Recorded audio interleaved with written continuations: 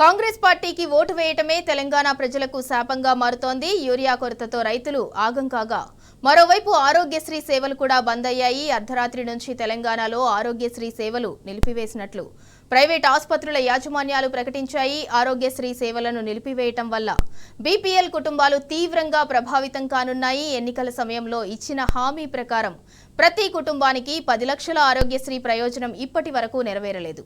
ఆసుపత్రులకు పెండింగ్ బకాయిలు క్లియర్ చేయకపోవటం వల్ల పేద రోగులు అల్లాడుతున్నారు.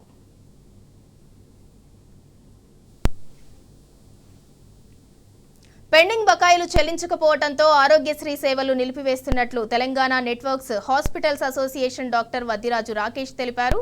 తాము 9 నెలల నుంచి చర్చలు జరుపుతున్నా ప్రభుత్వం పట్టించుకోవట్లేదని అసహనం వ్యక్తం చేశారు. 1400 కోట్ల బకాయిలు ఉంటే 100 కోట్లు చెల్లించడమేంటని ఫైర్ అయ్యారు. ప్రభుత్వం పెండింగ్ బకాయిలు చెల్లించే వరకు ప్రైవేట్ ఆసుపత్రుల్లో ఆరోగ్యశ్రీ సేవలు కొనసాగవన్నారు.